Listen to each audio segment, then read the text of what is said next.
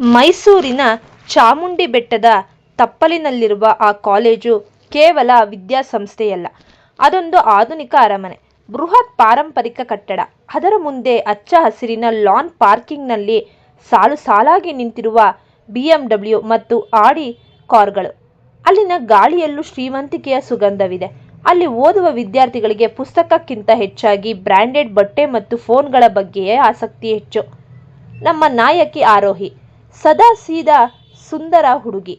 ಕೈಯಲ್ಲಿ ಹಳೆಯದಾದರೂ ನೀಟಾಗಿರುವ ಬ್ಯಾಗ್, ಕಣ್ಣಲ್ಲಿ ಏನನ್ನೂ ಸಾಧಿಸುವ ಹಂಬಲ. ಮೆರಿಟ್ ಸೀಟ್ ಸಿಕ್ಕ ಖುಷಿಯಲ್ಲಿ BSc ಮೊದಲ ವರ್ಷಕ್ಕೆ ಹೆಜ್ಜೆ ಇಡುತ್ತಾಳೆ. ಒಂದು ವಾರ ಲೇಟಾಗಿ ಕಾಲೇಜಿಗೆ ಬಂದಿರುತ್ತಾಳೆ. ಕಾಲೇಜಿನ ಆ ದಬದಬೆಯನ್ನು ನೋಡಿ ಸ್ವಲ್ಪ ಕಂಗಾಲಾಗುತ್ತಾಳೆ. ಆದರೆ ತನ್ನ ಬುದ್ಧಿವಂತಿಕೆಯ ಮೇಲೆ ಅವಳಿಗೆ ನಂಬಿಕೆ ಇದೆ. ಕಾಲೇಜಿನ ಆಡಿಟೋರಿಯಂ ಮುಂದೆ ಒಂದು ಕಪ್ಪು ಬಣ್ಣದ ಸ್ಪೋರ್ಟ್ಸ್ ಬೈಕ್ ಬಂದು ನಿಲ್ಲುತ್ತದೆ. ಅವನೇ ಶ್ಲೋಕ್, ಫೈನಲ್ ಇಯರ್ BSc ವಿದ್ಯಾರ್ಥಿ. ಕಾಲೇಜಿನ ಮ್ಯಾನೇಜ್ಮೆಂಟ್ ಇವನ ತಂದೆಯದ್ದೇ. ಶ್ಲೋಕ್ ಕೇವಲ ಶ್ರೀಮಂತನಲ್ಲ, ಕಾಲೇಜಿನ ಟಾಪರ್ ಕೂಡ ಹೌದು. ಯಾರಿಗೂ ಬಗ್ಗದ ಸ್ವಭಾವ, ಸಿಟ್ಟು ಮೂಗಿನ ತುದಿಯಲ್ಲೇ ಇರುತ್ತದೆ. ಅವನ ಸುತ್ತ ಯಾವಾಗಲೂ ಬಾಡಿಗಾರ್ಡ್ಗಳಂತೆ ಇರುವ 4 ಗೆಳೆಯರು. ಆರೋಹಿ ಕ್ಲಾಸ್ಗೆ ಹೋಗುವ ದಾರಿಯಲ್ಲಿ ಶ್ಲೋಕ್ ಗ್ಯಾಂಗ್ ಅವಳನ್ನು ಅಡ್ಡಗಟ್ಟುತ್ತದೆ. ಶ್ಲೋಕ್ ಫ್ರೆಂಡ್ಸ್, ಹೇಯ್ ಹೊಸಬ್ಳಾ, ನಮ್ಮ ಬಾಸ್ಗೆ ವಿಶ್ ಮಾಡು. ಆರೋಹಿ ಧೈರ್ಯವಾಗಿ, ಗುಡ್ ಮಾರ್ನಿಂಗ್ ಸರ್, ದಾರಿ ಬಿಡಿ, ಕ್ಲಾಸ್ಗೆ ಟೈಮ್ ಆಗ್ತಿದೆ. ಶ್ಲೋಕ್ ಅವಳ ಕಣ್ಣಲ್ಲಿರುವ ಧೈರ್ಯ ನೋಡಿ ಇಂಪ್ರೆಸ್ ಆದರೂ ತನ್ನ ಅಹಂಕಾರ ಬಿಡುವುದಿಲ್ಲ. ಇಲ್ಲಿ ಮೆರಿಟ್ ಮೇಲೆ ಬಂದ ತಕ್ಷಣ ಬುದ್ಧಿವಂತಿಕೆಯನ್ನು ತೋರಿಸಬೇಡ, ಇದು ನನ್ನ ಏರಿಯಾ ಎಂದು ಗದರಿಸುತ್ತಾನೆ. ಆರೋಹಿ ತಲೆ ತಗ್ಗಿಸದೆ ಅವನನ್ನು ದಿಟ್ಟಿಸಿ ನೋಡಿ ಅಲ್ಲಿಂದ ಹೊರಡುತ್ತಾಳೆ. ಶ್ಲೋಕ್ಗೆ ಅವಳ ಆ ಲುಕ್ ಚುಚ್ಚುತ್ತದೆ. ಆರೋಹಿ ತನ್ನ ಹೊಸ ಗೆಳೆಯರಾದ ದೀಪು ಮತ್ತು ರಿಚಾಳೊಂದಿಗೆ ಕ್ಯಾಂಟೀನ್ ಬಳಿ ಕುಳಿತಿರುವಾಗ ಕಾಲೇಜಿನ ಫ್ಯಾಷನ್ ಕ್ವೀನ್ ಮೋನಿಕಾ ತನ್ನ ಗ್ಯಾಂಗ್ ಜೊತೆ ಅಲ್ಲಿಗೆ ಬರುತ್ತಾಳೆ. ಮೋನಿಕಾಗೆ ಶ್ಲೋಕ್ ಮೇಲೆ ಒಂದು ಕಣ್ಣು, ಹಾಗಾಗಿ ಅವನ ಸುತ್ತಮುತ್ತ ಯಾವ ಹುಡುಗಿ ಸುಳಿದರೂ ಅವಳಿಗೆ ಆಗದು. ಆರೋಹಿಯ ಸಾಧಾರಣ ಚೂಡಿದಾರ್ ನೋಡಿ ಮೋನಿಕಾ ಹೀಗೆ ಅಳಿಸಿ ನಗುತ್ತಾಳೆ. ಮೋನಿಕಾ, ಓ ಮೈ ಗಾಡ್, ಯಾರೋ ಈ ಮೈಸೂರಿನ ಮ್ಯೂಸಿಯಂನಿಂದ ಗೆದ್ದು ಬಂದ ಹಾಗಿದ್ದಾರೆ. This is a premium college darling, not some ಹಳ್ಳಿ ಸ್ಕೂಲ್. ಈ ಡ್ರೆಸ್ ಹಾಕೊಂಡು ಕ್ಲಾಸ್ಗೆ ಹೇಗೆ ಬರ್ತೀಯಾ? ನೋಡೋಕೆ ಒಂಥರ ಚೀಪಾಗಿ ಕಾಣ್ತಿದೆ. ಆರೋಹಿ ಶಾಂತವಾಗಿ ಎದ್ದು ನಿಂತು, ನೋಡಿ ಮೋನಿಕಾ ಅವರೇ, ನಾನು ಇಲ್ಲಿಗೆ ಬಂದಿರೋದು ಓದಲಿಕ್ಕೆ, ರ್ಯಾಂಪ್ ವಾಕ್ ಮಾಡಲಿಕ್ಕಲ್ಲ. ಬಟ್ಟೆ ಬ್ರ್ಯಾಂಡ್ ಆಗಿರೋದಕ್ಕಿಂತ ಬುದ್ಧಿ ಬ್ರ್ಯಾಂಡ್ ಆಗಿರೋದು ಮುಖ್ಯ ಅನಿಸುತ್ತೆ. ಮೆರಿಟ್ ಲಿಸ್ಟಲ್ಲಿ ನನ್ನ ಹೆಸರೇ ಮೊದಲಿನ ಸಾಲಿನಲ್ಲಿದೆ. ನಿಮ್ಮದು ಇದೆಯಾ ನೋಡ್ಕೊಳ್ಳಿ. ಇಡೀ ಕ್ಯಾಂಟೀನ್ ಸ್ತಬ್ಧವಾಗುತ್ತೆ. ಮೋನಿಕಾ ಅವಮಾನದಿಂದ ಕೆಂಡವಾಗುತ್ತಾಳೆ. ಮೋನಿಕಾ ಅಳುತ್ತಾ ಶ್ಲೋಕ್ ಹತ್ತಿರ ಹೋಗಿ ದೂರು ನೀಡುತ್ತಾಳೆ. ಶ್ಲೋಕ್ ಆರೋಹಿಯ ಬಳಿ ಬರುತ್ತಾನೆ. ಅವನ ನಡಿಗೆಯಲ್ಲಿ ಒಂದು ಗಾಂಭೀರ್ಯವಾಗಿರುತ್ತದೆ. ಶ್ಲೋಕ್, ಹೇ ಫ್ರೆಷರ್, ನಿನಗೆ ಎಷ್ಟು ಧೈರ್ಯ ಇದ್ದರೆ ನನ್ನ ಫ್ರೆಂಡ್ ಬಗ್ಗೆ ಆ ರೀತಿ ಮಾತಾಡ್ತೀಯಾ? I am the student head here. Arohi Shlok ಕಣ್ಣಲ್ಲಿ ಕಣ್ಣಿಟ್ಟು, ಸ್ಟೂಡೆಂಟ್ ಹೆಡ್ ಅಂದರೆ ನ್ಯಾಯ ಮಾಡೋರು ಅಂದ್ಕೊಂಡಿದ್ದೆ. ಕೇವಲ ಫ್ರೆಂಡ್ಸ್ಗೆ ಸಪೋರ್ಟ್ ಮಾಡೋರಲ್ಲ. ಮೊದಲು ನಿಮ್ಮ ಫ್ರೆಂಡ್ಗೆ ಸಂಸ್ಕಾರ ಕಲಿಸ್ಕೊಡಿ, ಆಮೇಲೆ ನನಗೆ ಧೈರ್ಯದ ಬಗ್ಗೆ ಪಾಠ ಮಾಡಿ. ಶ್ಲೋಕ್ ಸಿಟ್ಟಿನಿಂದ ಅವಳ ಹತ್ತಿರ ಬಂದು, ನನ್ನ ಎದುರು ಇಷ್ಟೊಂದು ಮಾತನಾಡಿದವರು ಯಾರೂ ಇಲ್ಲ. ಮೊದಲನೇ ದಿನವೇ ನೀನು ಬ್ಲಾಕ್ ಲಿಸ್ಟ್ಗೆ ಸೇರಿದ್ದೀಯಾ, ನೆನ್ಪಿಟ್ಕೊ. ಈ ಕಾಲೇಜ್ನಲ್ಲಿ ನೀನು ನೆಮ್ಮದಿಯಾಗಿ ಇರೋಕೆ ನಾನು ಬಿಡಲ್ಲ. ಆರೋಹಿ, ನೋಡೋಣ ಸರ್, ಯಾರಿಗೆ ನೆಮ್ಮದಿ ಇರಲ್ಲ ಅಂತ. ಬುದ್ಧಿವಂತರು ಅಂತ ಎಲ್ಲರೂ ಹೇಳ್ತಾರೆ. ನಿಮ್ಮ ಬುದ್ಧಿ ಬರೀ ಅಹಂಕಾರದಲ್ಲೇ ಕಳೆದು ಹೋಗದಿರಲಿ. ಶ್ಲೋಕ್ ಮೊದಲ ಬಾರಿಗೆ ಒಬ್ಬ ಹುಡುಗಿಯಿಂದ ಇಂತಹ ಉತ್ತರ ಕೇಳಿ ಬೆಚ್ಚಿ ಬೀಳುತ್ತಾನೆ. ಅವನಿಗೆ ಅವಳ ಮೇಲೆ ಹೇಟ್ ಶುರುವಾಗುತ್ತದೆ. ದೀಪು, ಇವನು ಕಾಮಿಡಿ ಕಿಂಗ್, ಎಂತಹ ಸೀರಿಯಸ್ ವಿಷಯವನ್ನು ಜೋಕ್ ಆಗಿ ಬದಲಾಯಿಸುತ್ತಾನೆ. ಆರೋಹಿ, ನೀನು ಅವನಿಗೆ ಅಷ್ಟೊಂದು ಉತ್ತರ ಕೊಡಬಾರ್ದಿತ್ತು. ಇವತ್ತು ನಮಗೆ ಕ್ಯಾಂಟೀನಲ್ಲಿ ದೋಸೆ ಸಿಗೋದು ಡೌಟು ಎಂದು ಕಾಲೆಳೆಯುತ್ತಾನೆ. ರಿಚಾ, ಇವಳು ಕೂಡ ಒಬ್ಬ ಸಿರಿವಂತ ಮನೆತನದ ಹುಡುಗಿ, ಆದರೆ ತುಂಬ ವಿನಯವಂತಳು. ಮೋನಿಕಾಳ ಅಹಂಕಾರ ಅವಳಿಗೂ ಇಷ್ಟವಿಲ್ಲ. ಆರೋಹಿ, ನೀನು ಮಾಡಿದ್ದು ಸರಿ. ಶ್ಲೋಕ್ ಕೆಟ್ಟವನಲ್ಲ, ಆದರೆ ಅವನಿಗೆ ಸೋಲು ಅಂದರೆ ಆಗಲ್ಲ. ನೀನು ಹುಷಾರಾಗಿರು ಎಂದು ಎಚ್ಚರಿಸುತ್ತಾಳೆ. ಮೈಸೂರು ಕಾಲೇಜಿನ ವಾರ್ಷಿಕ ಕ್ರೀಡಾಕೂಟಕ್ಕೆ ಸೆಲೆಕ್ಷನ್ ನಡೆಯುತ್ತಿದೆ. ಶ್ಲೋಕ್ ಕಾಲೇಜಿನ ಬ್ಯಾಸ್ಕೆಟ್ಬಾಲ್ ಮತ್ತು ಅಥ್ಲೆಟಿಕ್ಸ್ ಟೀಮ್ ಕ್ಯಾಪ್ಟನ್. ಅವನು ಮೈದಾನಕ್ಕೆ ಬಂದರೆ ಸಾಕು, ಹುಡುಗಿಯರೆಲ್ಲ ಚಪ್ಪಾಳೆ ತಟ್ಟುತ್ತಾರೆ. ಮೋನಿಕಾ ಸೈಡ್ನಲ್ಲಿ ನಿಂತು ಆರೋಹಿಗೆ ಕೇಳಿಸುವಂತೆ ಮಾತನಾಡುತ್ತಾಳೆ.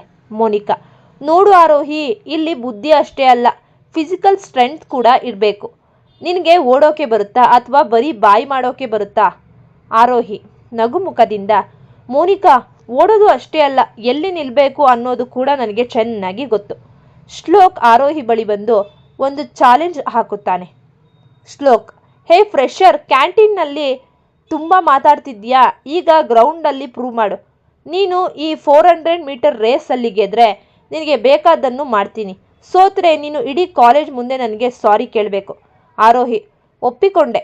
ನಾನು ಗೆದ್ರೆ ನೀವು ಮತ್ತೆ ನಿಮ್ಮ ಗ್ಯಾಂಗ್ ಇನ್ಮೇಲೆ ಯಾರನ್ನು ರ್ಯಾಗಿಂಗ್ ಮಾಡಬಾರ್ದು, ಸರಿನಾ?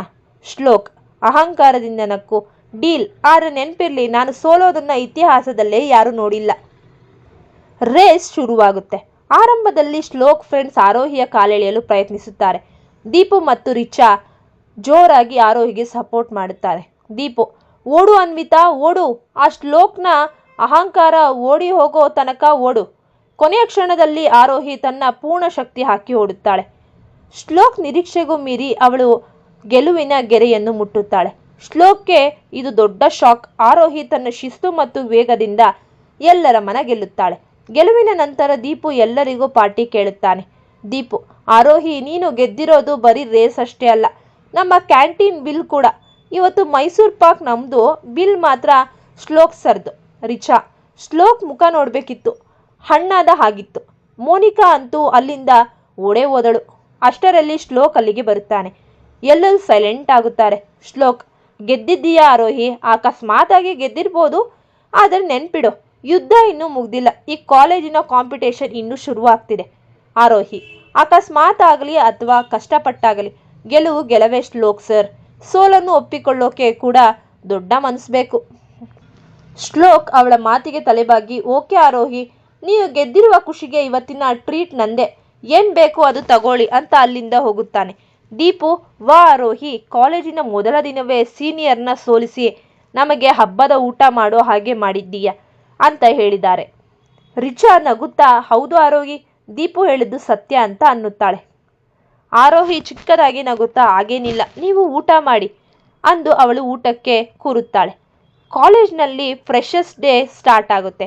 ಅದರಲ್ಲಿ song, dance, fashion show participate ಮಾಡುವವರು ನಿಮ್ಮ ಹೆಸರು ಕೊಡಿ ಅಂತ ಕ್ಲಾಸ್ ರೂಮ್ಗೆ ಸರ್ಕ್ಯುಲೇಷನ್ ಬರುತ್ತೆ. ಆರೋಹಿ ಹಾಡಿಗೆ ತನ್ನ ನೇಮ್ ಕೊಡುತ್ತಾಳೆ. ಫ್ರೆಶರ್ಸ್ ಡೇ ಬಂದೇ ಬಿಟ್ಟಿತು. ಯಾವಾಗಲೂ ಸಾದಾ ಸೀದಾ ಚೂಡಿದಾರ್ನಲ್ಲಿ ಇರುತ್ತಿದ್ದ ಆರೋಹಿ ಇಂದು ಫ್ರೆಶರ್ಸ್ ಡೇಗಾಗಿ ಗಾಢ ನೀಲಿ ಬಣ್ಣದ ಸಿಲ್ಕ್ ಸೀರೆಯನ್ನು ಉಟ್ಟು ಬಂದಿದ್ದಾಳೆ. ಕಿವಿಯಲ್ಲಿ ಸಣ್ಣ ಜುಮುಕಿ, ಹಣೆಯ ಮೇಲೆ ಪುಟ್ಟ ಬೊಟ್ಟು, ಸಡಿಲವಾಗಿ ಬಿಟ್ಟ ಕೂದಲು. ಅವಳು ಕಾಲೇಜಿನ ಆಡಿಟೋರಿಯಂ ಒಳಗೆ ಹೆಜ್ಜೆ ಇಡುತ್ತಿದ್ದಂತೆ ಇಡೀ ಕಾಲೇಜು ಅವಳನ್ನೇ ದಿಟ್ಟಿಸಿ ನೋಡುತ್ತದೆ. ಅಲ್ಲಿಯವರೆಗೆ ಫ್ರೆಂಡ್ಸ್ ಜೊತೆ ಹರಟೆ ಹೊಡೆಯುತ್ತಿದ್ದ ಶ್ಲೋಕ್ ಆರೋಹಿಯನ್ನು ನೋಡಿದ ತಕ್ಷಣ ಕೈಯಲ್ಲಿದ್ದ ಜ್ಯೂಸ್ ಗ್ಲಾಸ್ ಹಿಡಿದ ಹಾಗೆಯೇ ನಿಂತು ಬಿಡುತ್ತಾನೆ. ಅವನ ಕೋಪದ ಕಣ್ಣುಗಳಲ್ಲಿ ಇಂದು ಕೇವಲ ಆಶ್ಚರ್ಯ ಮತ್ತು ಮೆಚ್ಚುಗೆ ಇತ್ತು. ಶ್ಲೋಕ್ ಮನಸ್ಸಿನಲ್ಲೇ, ಇವಳೇನಾ ಆ ಜಗಳಗಂಟೆ ಆರೋಹಿ? ಇವತ್ತು ಯಾಕೋ ಅಹಂಕಾರದ ಬಲು ಅಂದವಾಗಿ ಕಾಣ್ತಿದ್ದಾಳೆ. ಮೋನಿಕಾ ತನ್ನ ಗ್ಯಾಂಗ್ ಜೊತೆ ಹೈಫೈ ವೆಸ್ಟರ್ನ್ ಡ್ರೆಸ್ನಲ್ಲಿ ರ್ಯಾಂಪ್ ವಾಕ್ ಮಾಡುತ್ತಾಳೆ. ಅವಳ ಉದ್ದೇಶ ಶ್ಲೋಕ್ನನ್ನು ಸೆಳೆಯೋದು.